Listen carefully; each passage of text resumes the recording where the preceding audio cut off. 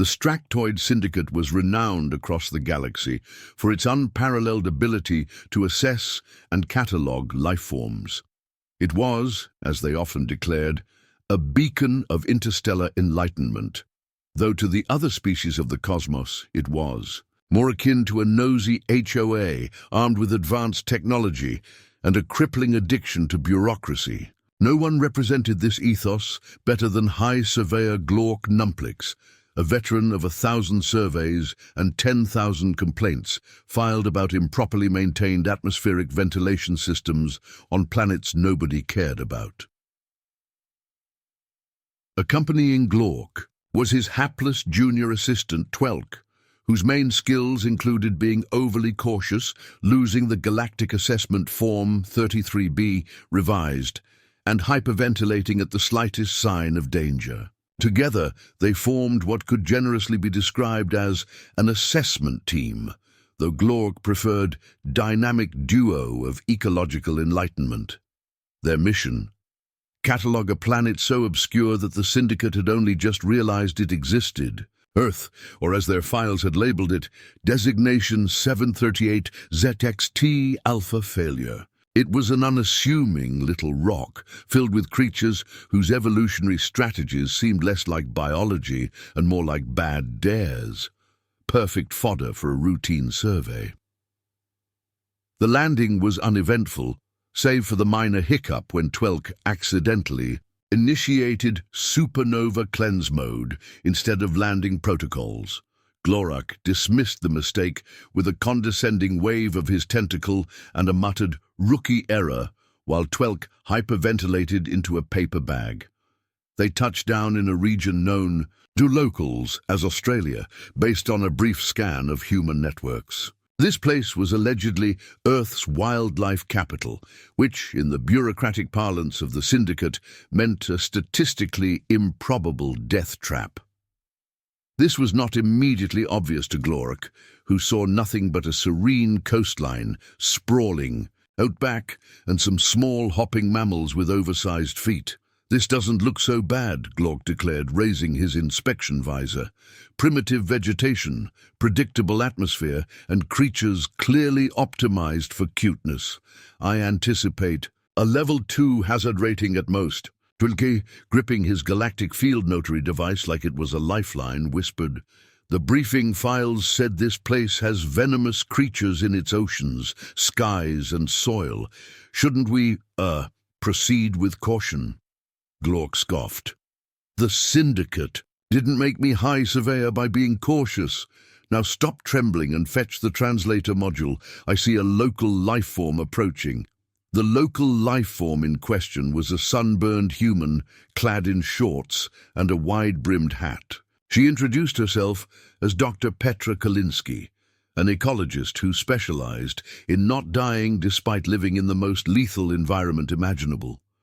Her calm demeanor and bemused expression suggested she was used to dealing with idiots, an impression that only grew stronger as Glork enthusiastically introduced himself. "Greetings, Sapien. I am High Surveyor Glork Numplix of the Stractoid Syndicate. We come in peace to catalogue your ecosystem and provide an official galactic hazard rating TM." Dr. Kalinsky stared for a moment, then said, "Right. Well, if you're here to study Australia, you've got guts, or a death wish, probably both." "Nonsense," Glork said, gesturing grandly toward the outback. "My species has catalogued every corner of the galaxy. I'm immune to fear, and we are here to bring order and understanding to your primitive world." As if on cue, a kangaroo bounded into the clearing. Glork immediately activated his xenofauna classifier, which beeped out a cheerful assessment. "Threat level minimal herbivorous quadruped avoids conflict." "See," Glork said smugly, "a harmless specimen." The kangaroo then pivoted and delivered a kick so forceful it sent the xenofauna classifier flying into a nearby eucalyptus tree, where it promptly exploded. "Harmless," Kalinsky deadpanned. "Right. That's just a kangaroo. Wait till you meet the cassowaries." Glork, brushing dust off his dignity, waved dismissively. "A minor miscalculation. Twelk, make a note to upgrade the classifier's software. Twelk was too busy eyeing a large spider that had descended from a tree branch. Sir, there's, something with 8 legs and murder in its eyes." Glork turned and squinted. Arachnid, likely venomous. But it's so small, what harm could— The spider leapt 5 feet through the air and landed on Glork's faceplate. He screamed with the sort of pitch that would embarrass a small child, flailing wildly as Kalinsky calmly pried the spider off with a stick. "Welcome to Australia," she said, grinning, "where everything either wants to kill you or has already written its will in case it fails." As the day progressed, Glork's confidence eroded with each encounter. There was the box jellyfish. "It's just a transparent blob," Glork had said, moments before it launched enough venom to paralyze a small fleet. There were emus, which Dwelku described as flightless birds optimized for psychological warfare. And of course the drop bears, which Kalinsky insisted were just a joke, until one fell out of a tree and latched onto Glork's leg with the efficiency of a chainsaw. By nightfall, Glork and Twelk were huddled in their ship, shaking uncontrollably, as Kalinsky knocked cheerfully on the hull. "Ready for tomorrow?" she called. "I'll show you the inland taipans." "Absolutely not," Glork wailed. "This planet is a nightmare. It's a chaos simulation. I demand we leave immediately." But it was too late. Their bureaucratic overlords insisted on a minimum 72-hour survey period. Glork groaned, realizing he was trapped on a planet where even the cute, fuzzy animals seemed to have a personal vendetta against him. And somewhere deep in the outback, a cassowary stared into the distance, sensing fresh prey. The following morning began with a chorus of blood-curdling screams, although this time it wasn't coming from Glork or Twelk. The sound echoed from the dense scrubland just outside the ship, followed by a series of thumps and what could only be described as a deranged war cry from something neither alien had the courage to investigate. Is that a local?" Twelk whispered, peering nervously through the ship's viewport. Dr. Kalinsky, munching on a granola bar, barely looked up. "That's probably a magpie swooping a cyclist. Springtime, you know. They get territorial." Glork, still nursing his pride and a growing collection of bandages, spun around from his workstation. "Territorial?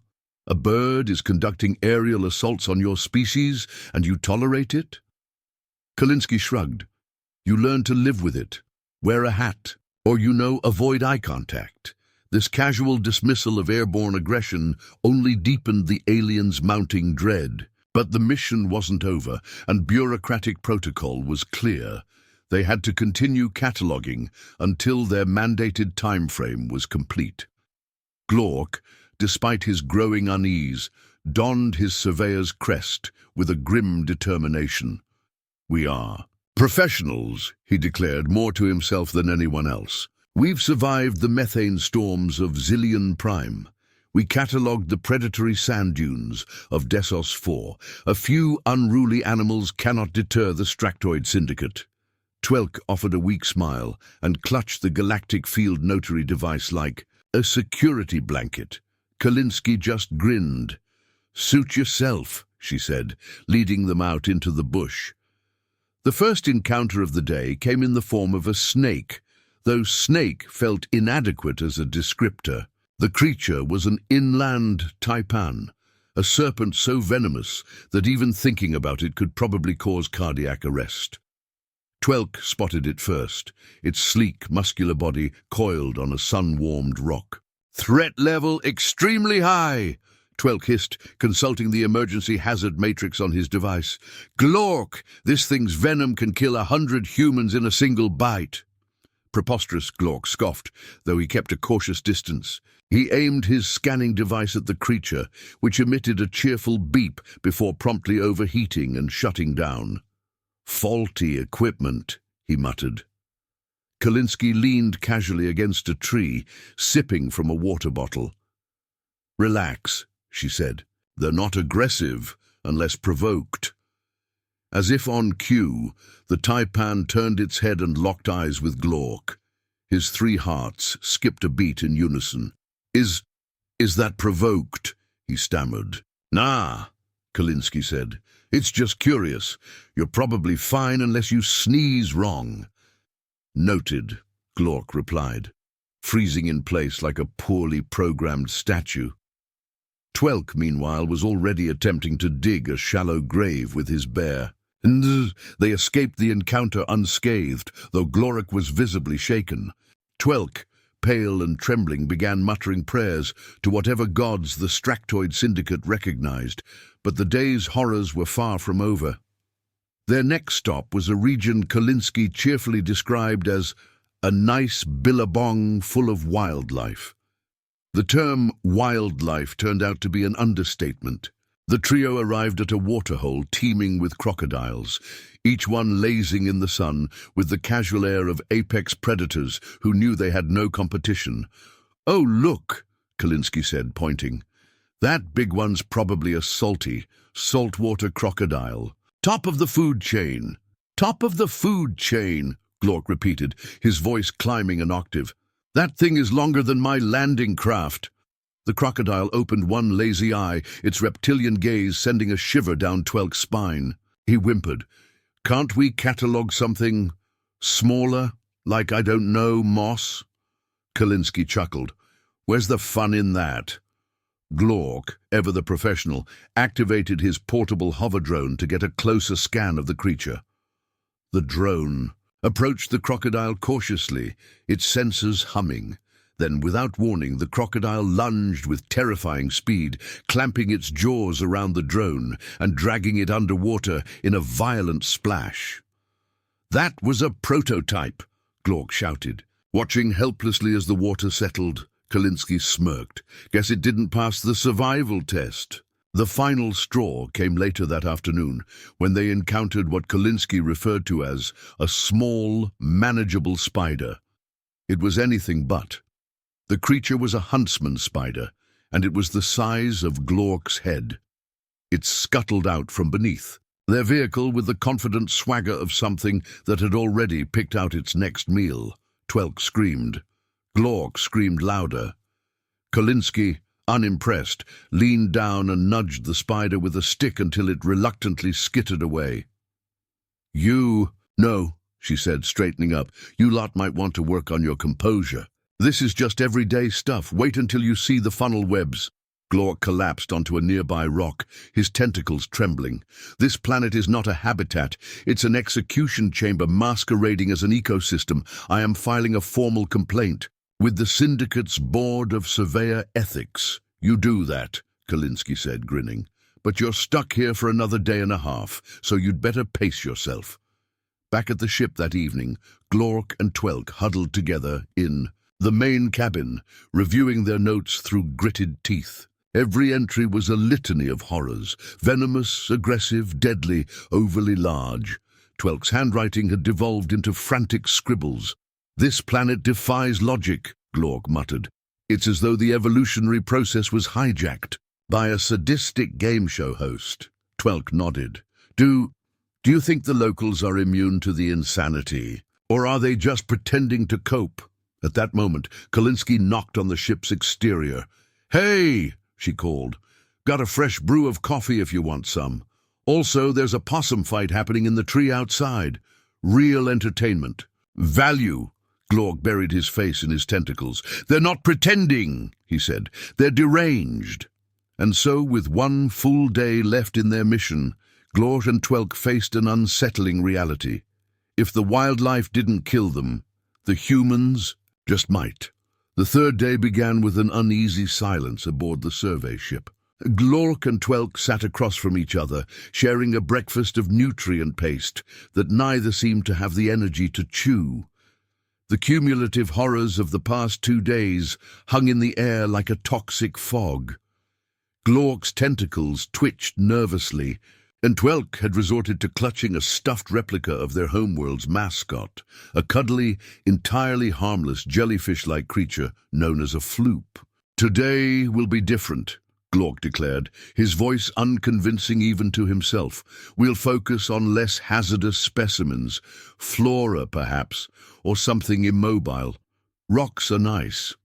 Before Twelk could respond, there was a sharp knock at the ship's hatch.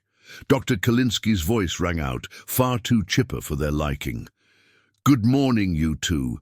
Time to rise and shine. I've got the perfect plan for today," Glork groaned. "Perhaps if we remain silent, she'll assume we've perished." Kalinsky knocked again, louder this time. "Don't make me come in there. I've got a thermos of coffee and a field guide to venomous jellyfish. Let's move."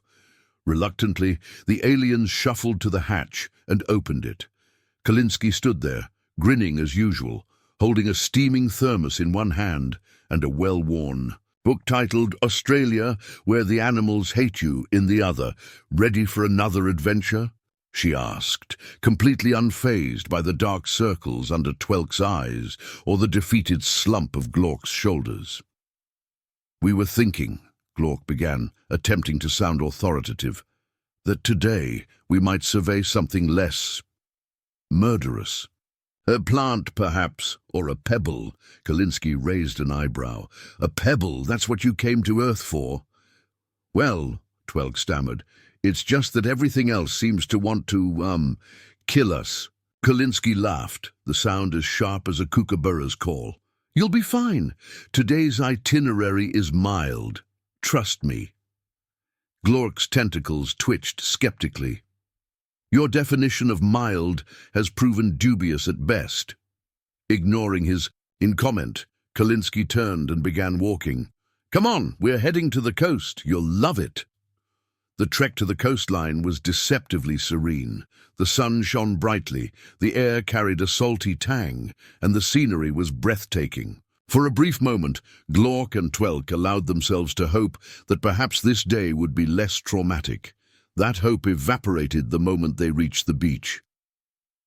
"Welcome to paradise," Kalinsky said, gesturing grandly at the stretch of golden sand and rolling waves. "And by paradise I mean jellyfish season." The aliens stared at the water. It shimmered with an unnatural iridescence, as though the ocean itself had decided to accessorize with glitter. Twelk squinted. What is that?" "Box jellyfish," Kalinsky said cheerfully. "One of the deadliest creatures on Earth. Their tentacles can deliver enough venom to kill you in a few minutes. But don't worry, they're usually pretty chill unless you get too close." Twelk immediately stepped back, almost tripping over his own feet. Why are we here, then? This seems counterproductive to survival." Kalinsky pointed toward a nearby tide pool. "Because over there you'll find some fascinating crustaceans, harmless little guys. Great for cataloguing." Glork, desperate to salvage some shred of his professional dignity, cautiously approached the tide pool. He scanned its contents, muttering observations into his recorder. "Small invertebrates. Appear non-aggressive. Possibly edible." Then, a hand-sized crab with claws that looked like they could snap through steel scuttled out from behind a rock. It raised its claws in what could only be described as a threatening gesture, clicking them menacingly. "Ah," Kalinsky said, peering over his shoulder. "That's a coconut crab. They're not supposed to be this far south, but, well, Australia likes to keep you on your toes." Before Glork could respond, the crab lunged at his scanning device, snatched it, and scuttled away with remarkable speed. Glork watched, stunned, as the crab disappeared into a crevice. Did that crustacean just mug me?" he asked, his voice barely above a whisper. "Pretty much," Kalinsky replied. "They're bold little buggers." The afternoon didn't improve. After retrieving what was left of Glork's scanner, they ventured into the shallows to examine. A cluster of coral. The coral was vibrant, pulsating faintly as though alive, which, of course, it was. Twelk was just beginning to relax when Kalinsky pointed to a shadow lurking in the water nearby. "See that?" she said. "That's a stonefish. Looks like a rock, but step on it, and it'll inject venom so potent you'll wish you'd stepped on an active landmine instead. Twelk immediately froze, his gaze darting between his feet and the surrounding water. Why would nature create such a thing? Nature's got a sense of humor, Kalinsky said with a shrug. The final blow to Glork's already frayed nerves came when they returned to the beach and encountered a flock of seagulls. What should have been a harmless encounter turned into a nightmare when one particularly large gull swooped down and snatched a snack bar right out of Twelk's hand. "Give that back!" Twelk shouted, chasing after the bird. The gull responded by dropping the snack bar on his head, which was swiftly followed by an unpleasant surprise from above. "What is this planet's obsession with aerial attacks?" Glork demanded, wiping sand off his face. Kalinsky doubled over, laughing. "You're lucky you haven't met the kookaburras. They'll steal your lunch and mock you for it." By the time they returned to the ship, Glork and Twelk were barely holding it together. Twelk collapsed into a chair, his eyes unfocused. Glork paced the cabin, muttering under his breath about evolutionary malpractice.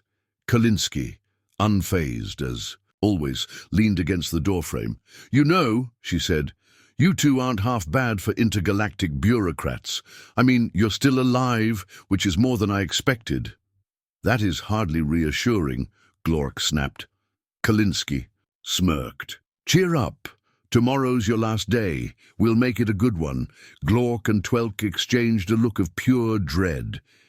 They didn't know what Kalinsky meant by good one, but they were certain it would haunt their nightmares for cycles to come. The final day of the survey began under a heavy shroud of dread aboard the Stractoid ship. Glork sat hunched over his console, nervously rearranging his notes. His once confident posture was now that of a defeated bureaucrat clinging to the last scraps of professionalism. Twelk, meanwhile, was attempting to write his resignation letter. On the napkin, though he frequently paused to hyperventilate. "We will survive this," Glork muttered to himself, as though repetition could make it true. "We have survived 3 days. One more. Just one more." The hatch opened with an ominous hiss, and there stood Dr. Kalinsky, as lively as ever. She carried a thermos in one hand and what looked like a homemade spear in the other. "Good morning, gentlemen," she chirped. "Ready for the grand finale?" Glork regarded her with a mix of fear and exasperation. "A homemade spear, is that necessary?" "Always," Kalinsky replied, grinning. "Today we're heading inland to see some proper Aussie wildlife. It's going to be spectacular." Twelku clutched the edge of the console, his voice trembling. "By spectacular, do you mean terrifying? Because it's always terrifying." Kalinsky laughed. "Relax, mate.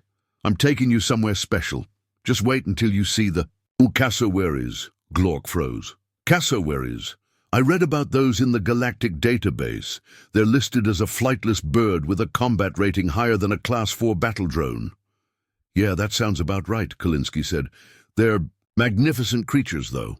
Think of them as giant murdery turkeys. You'll love them." Twelk let out a strangled whimper as Kalinsky led them into the dense rainforest.